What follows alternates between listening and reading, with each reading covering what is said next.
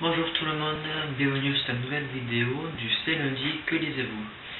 Alors on va répondre à 3 questions comme d'habitude, ce que j'ai lu la semaine passée, ce que je suis en train de lire et ce que je compte lire la semaine prochaine. Alors on va commencer tout de suite avec le premier livre que j'ai lu, et le seul d'ailleurs, comme d'habitude. Je vous en ai parlé la semaine dernière que c'est Autre Monde, le deuxième cycle, deuxième trilogie aussi on peut dire, Autopia, donc le 4e tome. C'est toujours aussi bien, c'est même meilleur, j'ai envie de dire. C'est Maxime Chatham a une émotivité folle.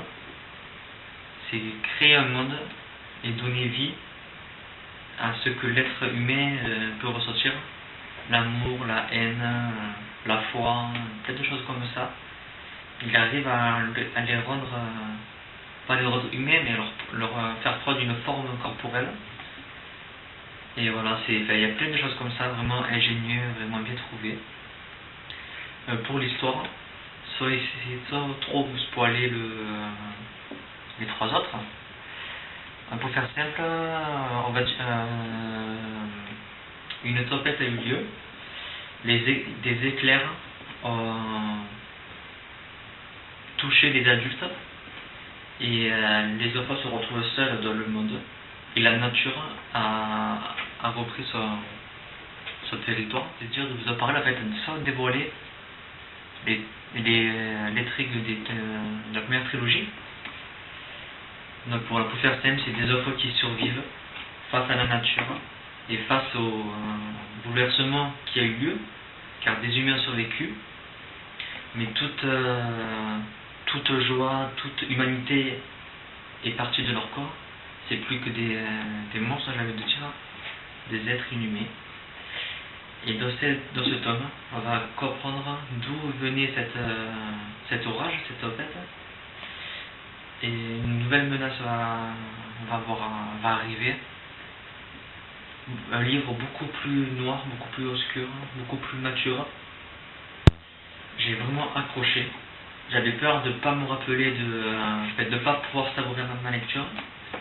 Car vu que j'ai lu le tome 3 il y a 1 an et demi ou 2 ans presque, j'avais peur de plus rien comprendre. Et finalement, c'est revenu tout seul, j'ai envie de dire. Et bien sûr, il y a quelques personnages des fois qui me disaient rien du tout. Mais finalement, on s'habitue à leur présence et ça va fait tout oublier petit à petit, même si je n'ai pas tout en mémoire, bien sûr. Donc ça reste coup de cœur. Gros coup de cœur, j'ai vraiment beaucoup aimé. Trop court, beaucoup trop court. 400 pages je crois. Mais c'est écrit quand même gros, donc vous pouvez le voir.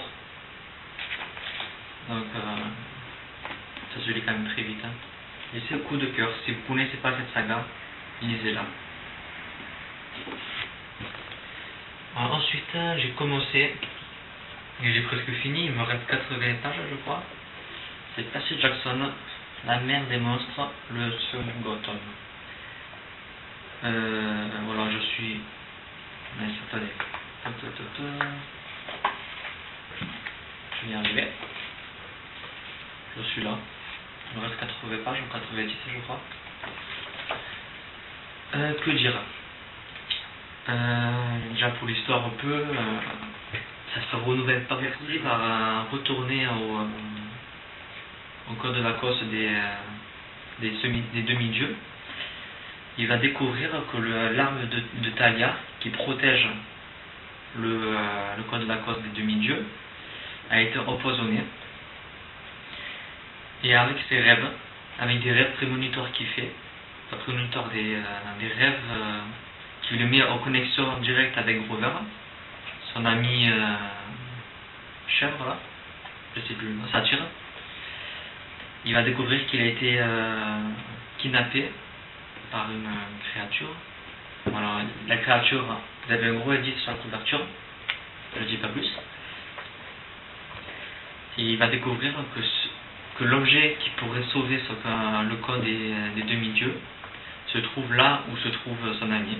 Donc s'il sauve son ami, il trouvera l'objet qui permettra de sauver le code Vacos. Voilà, donc c'est quand même une histoire plutôt basique. On reste dans la continuité du premier. Je veux dire, il n'y a pas beaucoup, même pas beaucoup, je trouve, pour ma part, il n'y a pas d'originalité, il n'y a pas de événement, c'est vraiment, ça reprend ce qui était bien dans le premier, mais ça ne cherche pas à l'évoluer, à l'améliorer, ça reste vraiment dans la simplicité.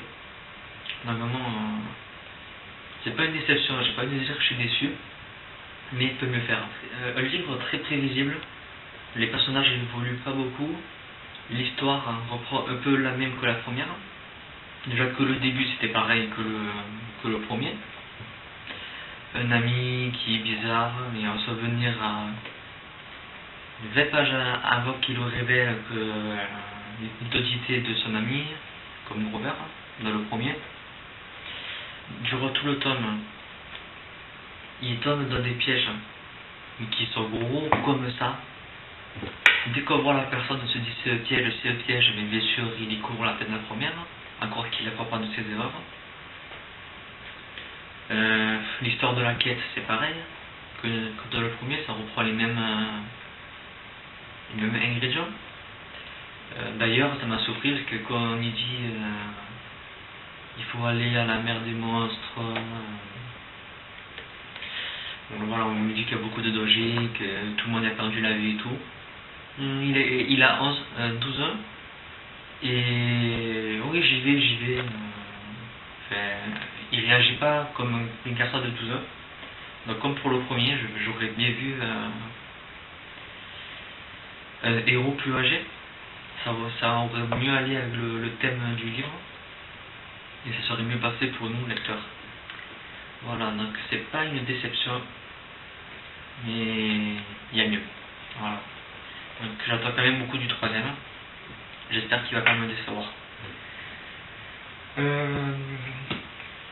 La semaine prochaine, cette semaine, j'aime pas prévoir des livres, mais si jamais j'arrive pas à choisir dans ma pied de lire, comme ça m'arrive souvent, je peux lire La Terre des Dieux, le premier tome, Le Pacte d'Ivé. Donc j'avais acheté à Crèche-au-Salon au salon du livre, petit livre. Donc je pense qu'il fera pas long feu, j'espère. Voilà, c'est écrit gros, il y a 270 pages. Donc il a l'air pas mal, j'ai bien envie d'essayer. J'ai pas envie de me prendre la tête, il est petit, ça va bien pour la fête de l'année. Donc je pense lire celui-là. Mais comme toujours, rien n'est sûr, c'est au feeling. Ça sera surprise, une fois que j'aurai fini Percy Jackson. Donc ce soir, j'espère. Ce soir ou demain matin, il sera fini. Voilà, donc c'est tout pour ce lundi que lisez-vous. Ça faisait longtemps que je n'avais pas fait, j'ai perdu l'habitude. À lundi prochain pour un nouveau C'est lundi. Bye.